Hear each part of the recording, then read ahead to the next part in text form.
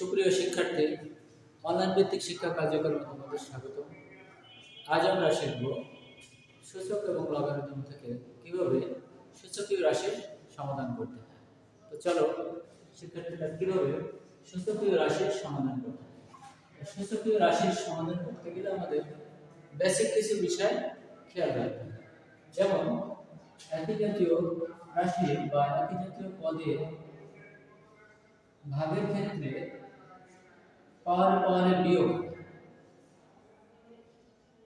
পাওয়ারে বা সূচকে বিয়োগ, এবং গুণের ক্ষেত্রে আমরা এই সূচক বা পাওয়ারে যোগ করি বা যোগ করার বিধান আছে n প্লাস n।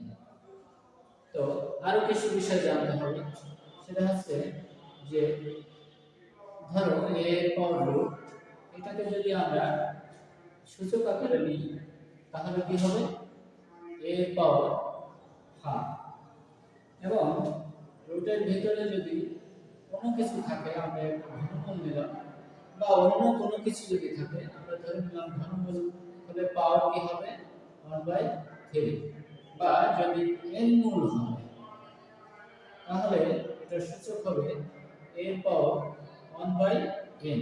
অর্থাৎ সকল রাশিকে বা এই জাতীয় রাশিকে আমাদের সূচকীয় আকারে নিতে হবে, যাতে আমরা এই ফর্মুলাকে দিয়ে এর সমাধান করতে পারি।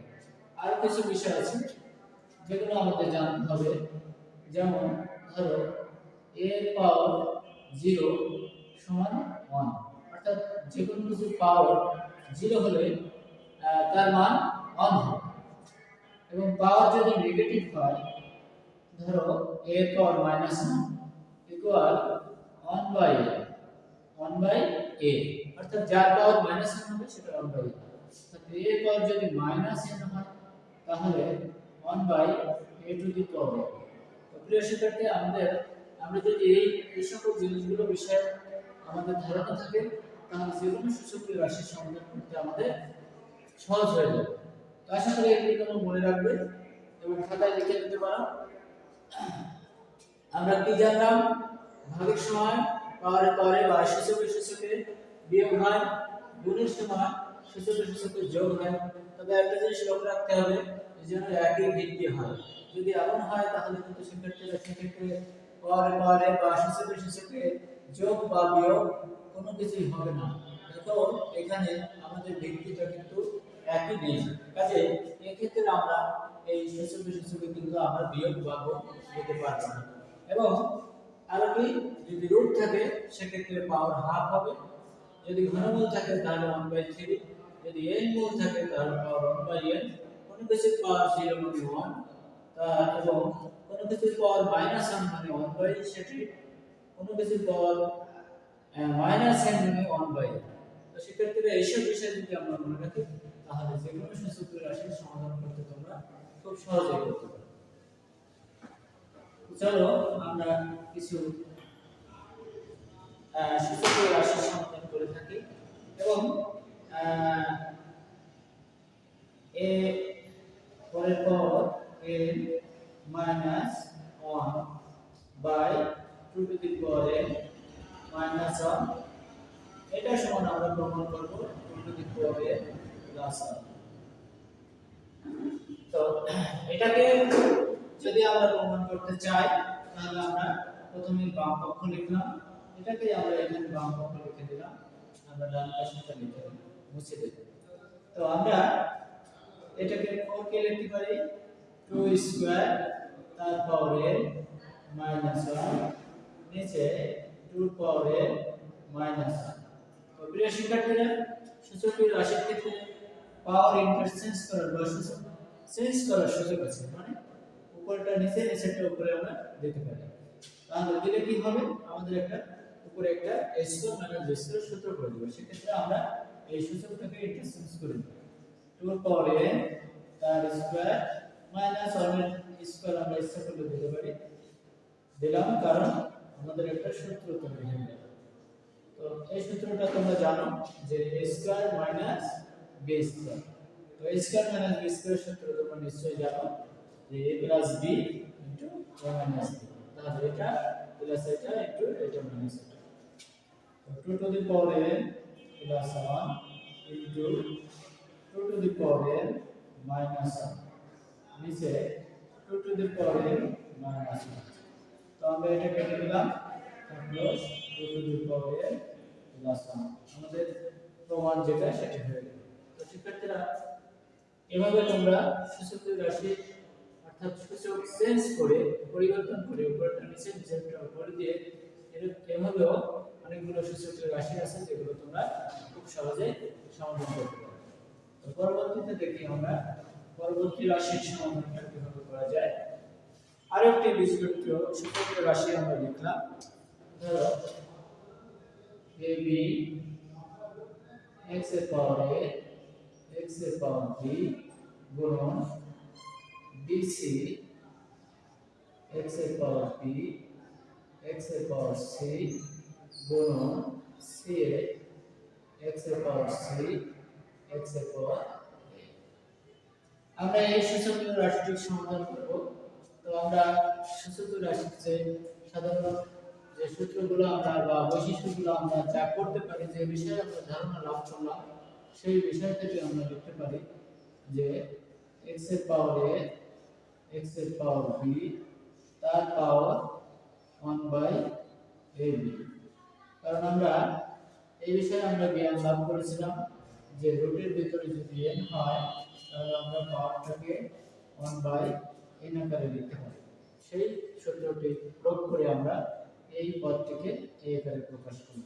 তাহলে পরবর্তী পদটিও ঠিক একই রকম x two the power b x two the power c তার পাওয়ার 1/bc into x to the power c x to the power a তার পাওয়ার 1/c। তো প্রিয় শিক্ষার্থীরা, আমরা পরবর্তী যে আমরা যেটা শিখেছি পাওয়ারের পাওয়ার মিলে গুণ হয়। তো পাওয়ারের পাওয়ারে গুণ করতে গেলে আমাদের এখানে হোল স্কয়ার মানে ব্র্যাকেট আছে, কাজে এই পাওয়ারটা দুটি পদেরই হবে।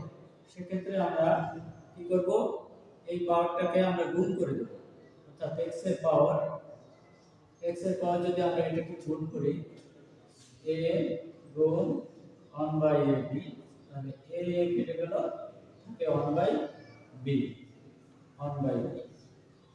একইভাবে x এর পাওয়ার b কে যদি এটার সাথে গুণ করি তাহলে b কেটে যাবে, x এর পাওয়ার 1/a ইনটু এটাকে যদি করি তাহলে b কেটে যাবে, x এর পাওয়ার 1/c। একইভাবে c কেটে গেল, x two the power 1/b into x two the power c কেটে গেলে 1/a আর নিচে x two the power a কেটে গেলে 1/c। তো আমরা যে রুলটি শিখেছিলাম যে পাওয়ারের পাওয়ার যদি গুণ হয় সেই সূত্র প্রয়োগ করে আমরা পাওয়ারে গুণ দিয়ে আলাদা করে দিই। এখন আমাদের যে রুল জানা আছে যে আমরা গুণের সময় পাওয়ার পরে যোগ এবং ভাগের সময় পাওয়ারে বিয়োগ। এখন সেই রুলটি করব। তাহলে আমরা সবার বেসগুলো একই আছে, কাজে আমরা এই পাওয়ারে যোগ দেব, গুণের সময় এবং ভাগের সময় বিয়োগ দেব। ঠিক আছে?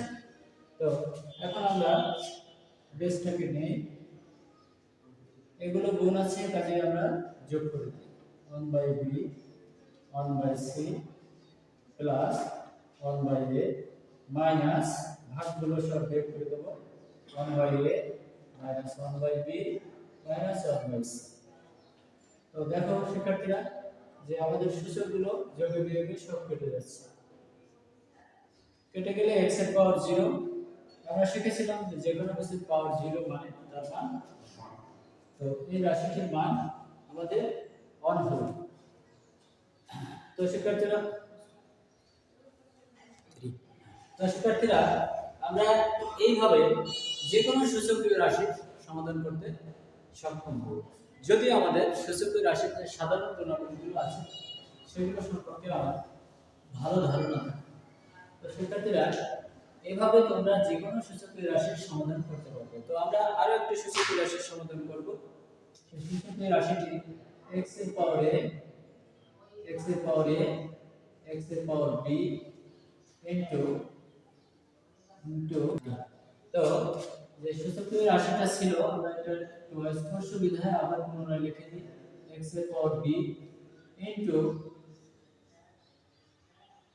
a square plus ab plus b square into x এর পাওয়ার b x এর পাওয়ার c তার পাওয়ার b square plus bc plus c square into x এর পাওয়ার c x এর পাওয়ার a তার পাওয়ার c square plus ca plus a square.